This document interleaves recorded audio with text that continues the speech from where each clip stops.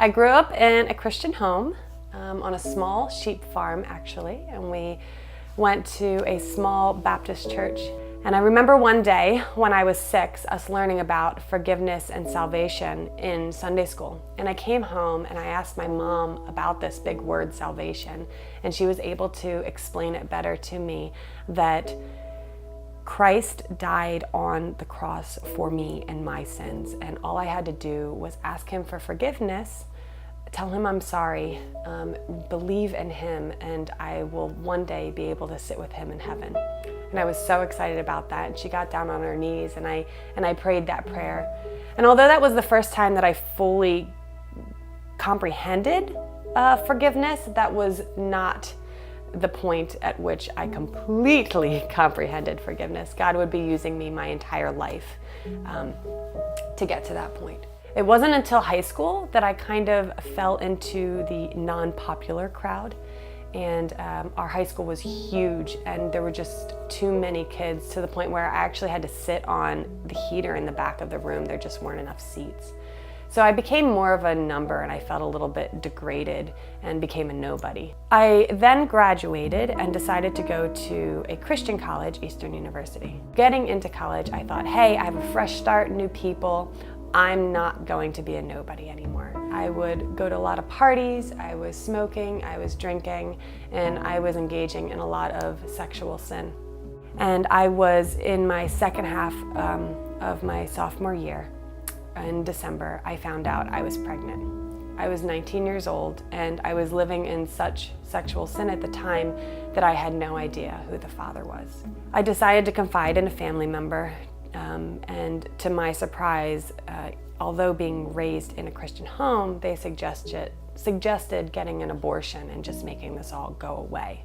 I didn't want to even consider that, but this family member made it very clear that this needed to happen, so with little hesitation, I went ahead and scheduled the appointment.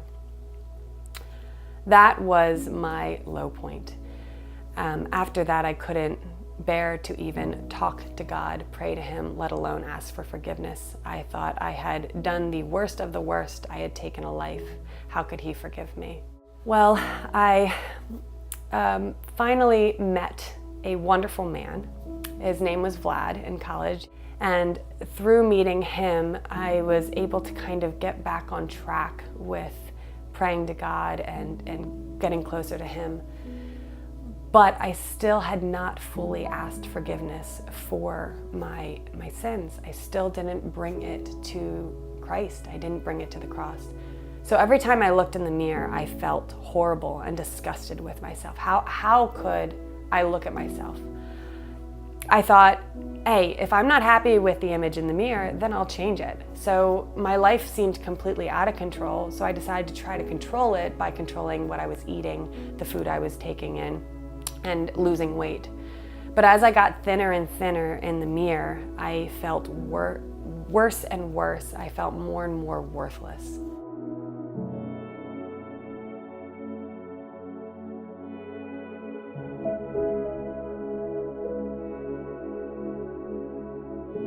Vlad was supportive through this whole thing. And as you can imagine, it's tough to have just been married and then a few weeks later go into rehab. Through rehab, God was still working on me and bringing me back to this idea of forgiveness, this idea that going in front of a mirror and making myself smaller wasn't going to fix me on the inside. That was a God thing, not a me thing. When I felt like I was getting on the right track, I found out I was pregnant again.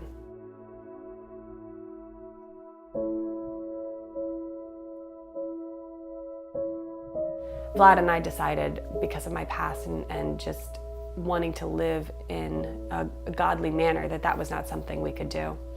To the doctor's surprise, my body kept the baby, and she grew to full size. And when it was time to go to the hospital, I remember being in a complete panic, wondering what this child was going to be. How many disabilities would she have? How many health issues and deformities? When I delivered, the doctor handed her to me and said, "You have a perfectly healthy baby girl." I looked into her eyes and I realized that no matter what she does in life, no matter how horrible it is, no matter where life takes her, I will still have that love for her. And it was in that hospital room holding this baby that came against all odds that I realized that's how God loves me. I am His daughter. He sent His Son to die on the cross for me to forgive my sins. It doesn't matter what I do in life. It doesn't matter how horrible I think I am. He still loves me. All I have to do is go to Him and say I'm sorry and ask for forgiveness. God has blessed us since then, and my beautiful little girl is now 5 years old, and she is brilliant and bouncy and happy. And since then we have had our son Jacob, and he is now 3, and God has blessed us immensely with everything.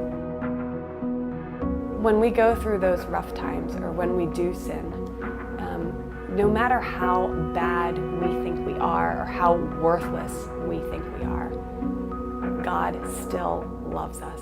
God is still there. He is waiting with an open hand. He is just waiting for us to ask.